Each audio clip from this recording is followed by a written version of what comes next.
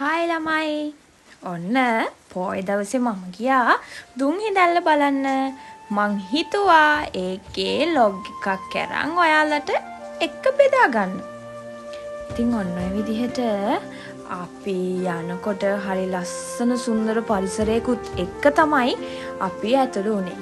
Entrance එකෙන් ticket ගන්න ඕනි. ටිකට් අරගෙන තමයි අපි ගියේ. ඒ ටිකේ වීඩියෝ එකක් දාගන්න බැරි වුණා.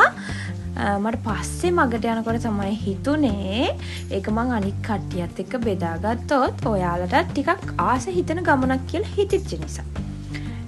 ඔන්න ඔය විදිහට ටිකක් පල්ලං වටේ පිටේ ගස් කොළන් ඊට පස්සේ පාර මේ විදිහට පල්ලම් කඳු නැගගෙන යනවා. අපිට ටිකක් මහන්සියකුත් දැනෙනවා.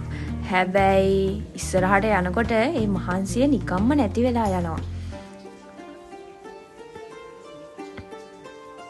ඔය විදිහට යන අතරමැද දේවල් ගොඩාක් අපිට ශක්තිය හම්බ වෙන විදිහ, අපිට ශක්තිය වර්ධනය කරගන්න පුළුවන් විදිහට එක තැනක තියෙනවා සීතල වතුර.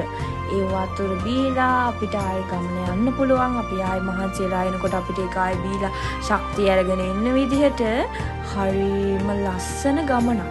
ඉතින් ඔය ගමන ඔන්න ඔය විදිහට යනකොට අපිට ඈතින් මේ දුම් හිඳැල්ල පේන්න ගන්නවා. ඉතින් බලන්නකෝ හරිම ලස්සනට හරිම ස්වභාවික විදිහට මේවා හැදිලා තියෙන ලස්සන. ඉතින් මේ සේරම අපිට ස්වභාව ධර්මයෙන් අපේ ශ්‍රී ලංකාවට හම්බ වෙච්ච දායාද තමයි. මම ගිහින් තිබ්බේ නෑ එක දවසක්වත්. මම ගිය පළවෙනි දවසේ ඇත්තටම ටිකක් හරි මහන්සි හිතුණා.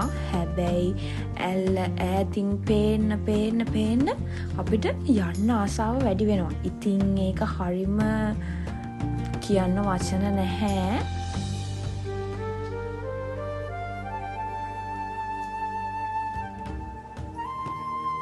අපි අහලා තියෙනවානේ මේ වගේ ලස්සන ඒවා ස්වභාව ධර්මයෙන් දීපු අපිට. ඔන්න බලන්න දුම් හිඳැල්ලේක වතුර වැටෙන ලස්සන. ඉතින් මේ දුම් හිඳැල්ල බලන්න ගිය ගමනට කැමති නම් මගේ channel එක subscribe කරගෙන යන්න ඔයාලා.